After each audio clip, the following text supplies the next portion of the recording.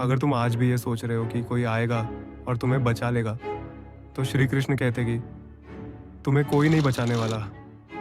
जीवन का सबसे कठोर सत्य यही है कि हम अक्सर दूसरों पर निर्भर रहते हैं, माता पिता, साथी, दोस्त, समाज या फिर भगवान पर श्री कृष्ण ने महाभारत में अर्जुन से जो कहा, वो सिर्फ युद्ध भूमि के लिए नहीं था, बल्कि हर मनुष्य के जीवन का सार था। अर्थात स्वयं को स्वयं उठाना सीखो।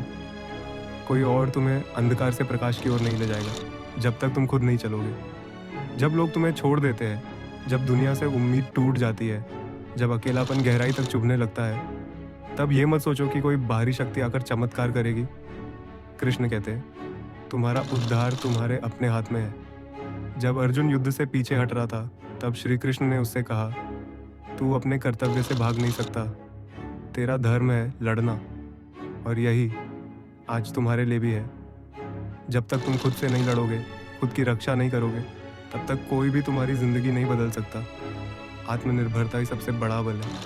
खुद को बचाना एक कला है, एक साधना है। दुखों से डर कर भागने की बजाय उनसे लड़ना सीखो, क्योंकि जब तक तुम खुद को नहीं समझोगे, तब तक कोई गुरु भी तुम्हें दिशा नहीं दे सकता। श्री कृष्ण ये नहीं कहते कि भगवान हर समस्या हल करेगा।